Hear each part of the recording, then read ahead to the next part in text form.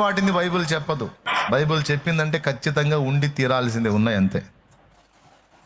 ఎందుకంటే జీవము గల దేవుడు అబద్ధం ఆడాడు.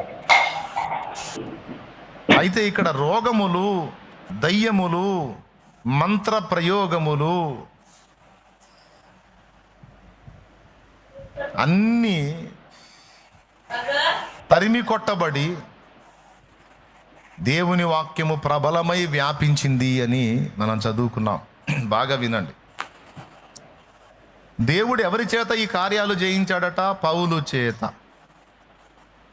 దేవుడు పౌలు చేత విశేషమైన అద్భుతములను చేయించెను అన్నాడు. ఆ అద్భుతాల్లో ఐతుకు అనేవాడు చచ్చిపోయిన వాడిని తిరిగి బ్రతికించటం ఒకటి ఉంది. అసలు ఆయన చెప్పి బ్రతికించటం కాదు, ఈ కర్చీఫ్ పైన చేత్తో పట్టుకొని ఇస్తే అది తీసుకెళ్ళి రోగులకు తగిలిస్తే చాలు, స్వస్థత వచ్చేసి. ఇక్కడ నా పాయింట్ ఏంటంటే, దేవుడు పౌలు చేత చేయించాడు అనుంది. అంటే చేసింది ఎవరు? పౌలు. చేయించింది ఎవరు? కర్త దేవుడు, వాడబడిన పాత్ర పౌలు. బాగా వినాలి. అంటే దేవుడు తన భక్తుల చేత సమాజానికి మేలుకరంగా, ప్రజలకు ఆశీర్వాదకరంగా, ప్రజలున్న బంధకాల్లోంచి వాళ్లకు విడుదల కలిగే విధంగా ప్రజలకు మేలు చేయాలని ఆశపడతాడు. ఇది ఫస్ట్ గుర్తుపెట్టుకోండి. అదే మాట మరొక సందర్భంలో పౌలు బర్నబాలు చెబుతారు. మేలు చేయుచుండుట చేత తన్ను గూర్చిన సాక్ష్యము మీకు లేకుండా చేయలేదు. ఇది లుస్త్రలో బలహీన పాదములు గలవానిని స్వస్థపరిచినప్పుడు వాళ్ళందరూ వచ్చి పౌలు బర్నబాలు హెర్మే ద్యుపతి అని వాళ్లకు ఎడ్లను బలివ్వటానికి వీళ్ళు దేవుళ్ళు అని చెప్పి వాళ్ళని ఘనపరచడానికి ప్రయత్నించినప్పుడు అక్కడ ఈ మాట పౌలు మాట్లాడతాడు. మేలు చేయుచుండుట చేత ఆయన తన్ను గూర్చిన సాక్ష్యము మనకు లేకుండా చేయలేదు. అంటే టోటల్గా దేవుడు ఎల్లప్పుడూ కూడా మనకు మేలు చేయడానికి ఇష్టపడతాడు. స్తోత్రం చెప్పండి, రెండు చేతులు ఎత్తి గట్టిగా చెప్పండి. సమాజములో అల్లాడిపోతున్న ప్రజలను ఆదుకోవటానికి, ఆదరించడానికి దేవుడు ఎప్పుడూ ఇష్టపడతాడు. ఎందుకంటే సమాజంలో ఉన్న ప్రజలు మనకేమవుతారో మనకు తెలియదు, కానీ దేవునికి మాత్రం వాళ్ళు పిల్లలని దేవునికి తెలుసు. సాతాను చేత బంధింపబడి, అపవాది కట్ల చేత బంధించబడి అల్లల్లాడిపోతున్నటువంటి తన పిల్లల వేదన దేవుడు ఎరుగును, తన బిడ్డల బాధ దేవుడు ఎరుగును. నిజమునకు దేవుడెవరో వారికి తెలియదు, సత్యమేదో వారికి తెలియదు, ఆ బంధకాల్లోంచి బయటపడే దారేమో తెలియదు. కొంతమంది పాపములలో, కొంతమంది శాపములలో, కొంతమంది దురాత్మ పీడనలో, కొంతమంది వ్యాధి బాధల్లో, కొంతమంది కుటుంబాన్ని కట్టుకునే విధానం తెలియక కుటుంబ వ్యవస్థలు విచ్ఛిన్నమై, కొంతమంది ఆర్థికపరమైన లోట్లతో, అప్పుల బాధలతో, కొంతమంది ఇలా అనేక రకాల సమస్యలతో ఆత్మహత్యలు చేసుకొని ప్రాణాలు తీసుకుంటున్నారు, ఏ నిరీక్షణ లేక. ఇది సమాజం అంతా ఉన్న పరిస్థితి. ఇదంతా మనకు తెలియని సంగతి కాదు. సమాజంలో నువ్వు ఉంటున్నావు, నేను ఉంటున్నా. 100 కుటుంబాలు ఒక దగ్గర ఉంటే ఆ 100 కుటుంబాల్లో 100 స్టోరీలు నడుస్తున్నాయి, 100 బాధలు ఉన్నాయి. కానీ అందులో ఒక కుటుంబంగా నువ్వు ఉంటే నీకున్న నిరీక్షణ వాళ్లకు లేదు, నీకు దక్కిన కృప వాళ్లకు దక్కలేదు.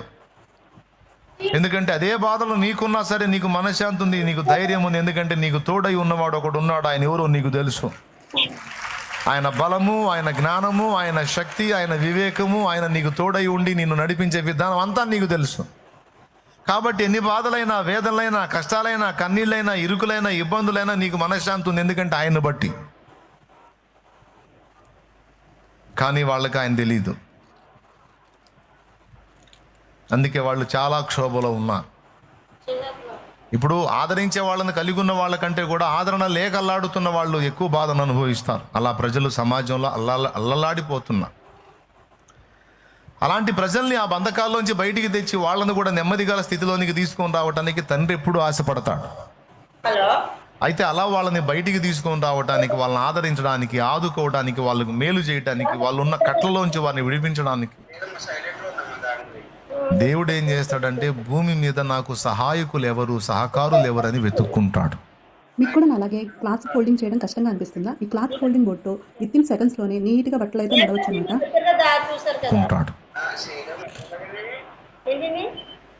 ఒక సమాజాన్ని దర్శించాలి, ఒక గ్రామాన్ని దర్శించాలి, ఒక ప్రాంతాన్ని దర్శించాలి, ఒక పట్టణాన్ని దర్శించాలని దేవుడు కోరుకున్నప్పుడు 3000 దేవుడు వెతికేది ఏంటో తెలుసా? ఉంది. ఆ పట్టణాన్ని దేవుడు ప్రభావితం చేయునట్లు సరిపోయిన ఒక మనిషిని వెతుక్కుంటాడు, ఒక్కడనే వెతుక్కుంటాడు ఫస్ట్. అందుకేనండి. ఆ ఒకరి చేత ఒక గుంపును రెడీ చేసి ఆ ఒకడు ఈ గుంపు కలిసి ఆ సమాజాన్ని ప్రభావితం చేయడానికి దేవుడు కార్యం చేస్తాడు. బాగా వినండి, ముందు నుంచి చెప్తున్నాను, జాగ్రత్తగా వినాలి. ఈరోజు చెప్పిన విషయాలు వినటమే కాదు, వెళ్ళేటప్పుడు డిస్కషన్ చేసుకుంటా వెళ్ళాలి, మాట్లాడుకుంటా వెళ్ళాలి ఆ విషయాలు. ఇంటికి వెళ్ళిన తర్వాత కూడా ఈరోజు నేను దేవుని సన్నిధికి వెళ్ళినప్పుడు ఈ అంశం వచ్చింది, ఈ విషయాలు దేవుడు నాతో మాట్లాడాడని ఇతరులతో పంచుకోండి. ఎందుకు ఇతరులతో పంచుకోమంటున్నానంటే, పంచుకున్నప్పుడు ఆ అంశం మళ్ళా నీ హృదయంలో భద్రమైంది. నువ్వు సున్నం కొట్టిండాయా బెల్లం కొట్టిండాయో అంటారు. 100 వరకు వాక్యం అంతా వినిపోయి బెల్లం కొట్టిండాయలాగా ఎవరితో మాట్లాడకుండా ఎవరికి చెప్పకుండా అలాగే ఉండిపోయావు అనుకో, విన్న అంశం పోయిద్ది. అందుకే మాట్లాడాలి, ఆ టాపిక్లో ఉన్న విషయాలేందో విశేషాలేందో మాట్లాడాలి, సంభాషించాలి, అది చాలా ప్రయోజనం. అప్పుడు విన్న మ్యాటర్లోని మెయిన్ పాయింట్స్ అన్నీ నీ హృదయంలోకి ఎక్కుతాయి. స్తోత్రం చెప్పండి బిడ్డలారా.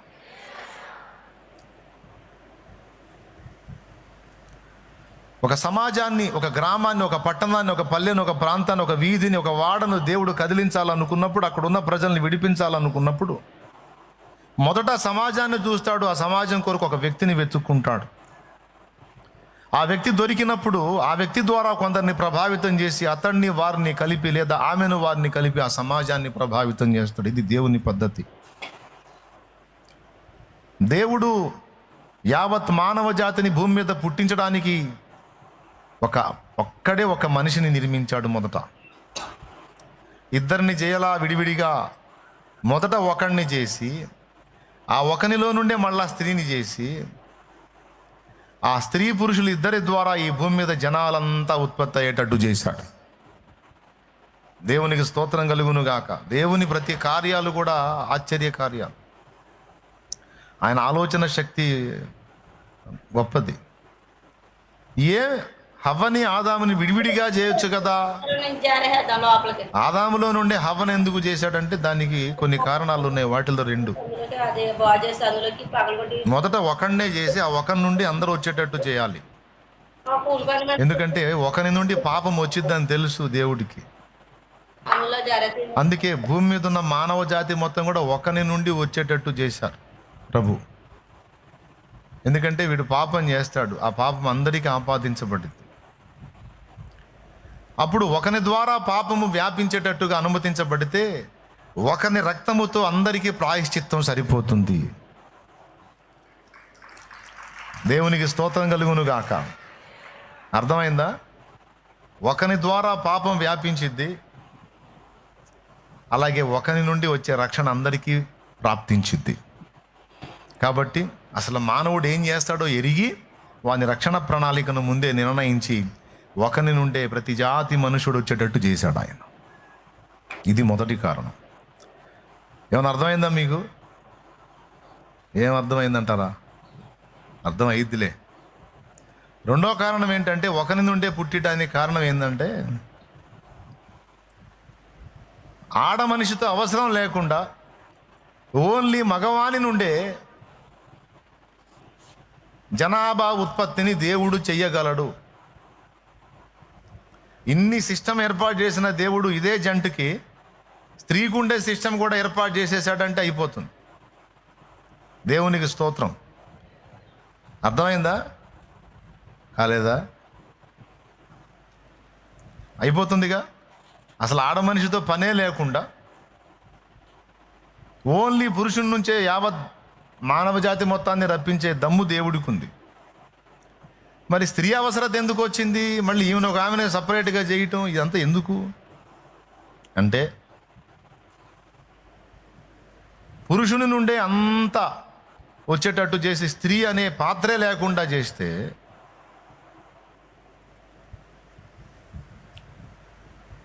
దేవునిలో ఉన్న ఒక తత్వమే ఆయన సృష్టికి అర్థమవుతుంది. అంటే తండ్రి తత్వమే సృష్టికి అర్థమవుతుంది తప్ప దేవునిలో ఉన్న తల్లి తత్వం అర్థం కాదు. కాళ్ళు నొప్పుకున్నాను.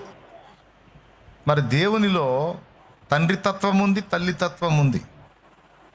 దేవుడు తన స్వరూపమందు తన పోలిక చొప్పున నరుని నిర్మించెను, మగవానిగాను ఆడుదానిగాను వారిని నిర్మించెను, తన స్వరూపమందు తన పోలిక చొప్పున అని చెప్పి పురుషునిగాను స్త్రీనిగాను నిర్మించాడంటే రెండు తత్వములు తన దగ్గర ఉన్నాయి.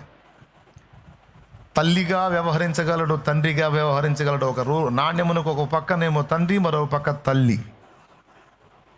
ఈ రెండు తత్వాలు తర్వాత ప్రపంచమునకు, ఆయన విశ్వానికి, ఆయన సృష్టించేటువంటి కోటాను కోట్ల ప్రపంచాలకు అర్థం కావాలంటే పురుషుడే కాదు, దేవుల్లో ఉన్న రెండవ తత్వం స్త్రీ తత్వం, తల్లి తత్వం, అది కూడా బిడ్డలకు అర్థం కావాలి.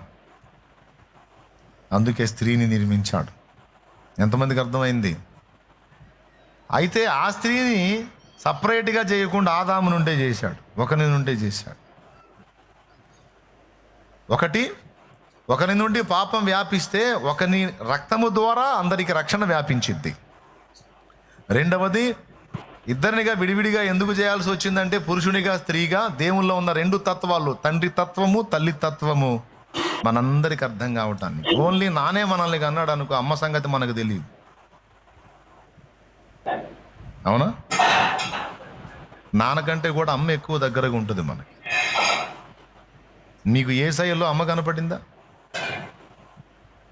తప్పు చేసిన మనల్ని తన్నబోతాడు నాన్న, అడ్డుపడి చాలా దెబ్బలు ఆమె తింటుంది అమ్మ.